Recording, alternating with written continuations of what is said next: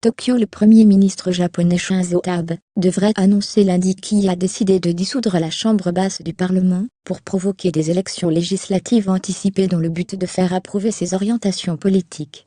Selon son cabinet, le chef du gouvernement devait s'exprimer au cours d'une conférence de presse en fin de journée à Tokyo pour justifier cette décision, alors même qu'il excluait officiellement cette hypothèse, il y a moins de 2 semaines. La dissolution devrait être prononcée le 28 septembre, jour d'ouverture d'une session parlementaire extraordinaire.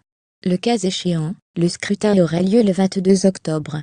Monsieur Abe devrait justifier le besoin de convoquer les électeurs par la nécessité d'interroger les Japonais sur sa politique économique et sur la position à adopter au sujet de la Corée du Nord. En pleine crise nord-coréenne, cela va créer un vide politique. Il serait bien que les Japonais se rendent compte que dissoudre de cette façon paraît peut-être normal au Japon, mais vu de l'extérieur, c'est difficile à comprendre, a commenté pour quelques journalistes étrangers l'éditorialiste politique Masao Yura. Partie d'échec. L'opposition et nombre de commentateurs dénoncent une décision arbitraire et des buts inavoués, dont celui pour M. Abe de profiter d'un regain de popularité grâce à sa position très ferme face à la menace que représente Pyongyang, avec ses tirs répétés de missiles et essais nucléaires. Le Premier ministre veut se maintenir en fonction jusqu'aux Jeux Olympiques en 2020, et aimerait être en mesure d'amender la Constitution la même année, juge M. Yura, dans une allusion à son patient dessein de révision de la Constitution pacifiste du pays, inchangée depuis son entrée en vigueur en 1947 sous l'occupation américaine après la capitulation du Japon militariste en 1945.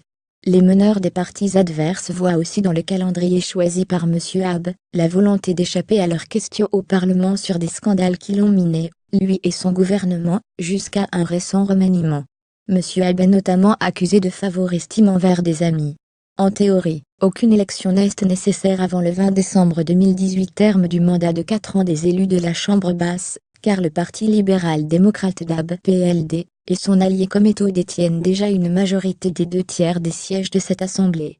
Cependant, M. Abe calcule que d'ici la fin de 2018, il y a un très grand risque que lui et le PLD connaissent des déconvenues, résume dans une note le cabinet BMI Research.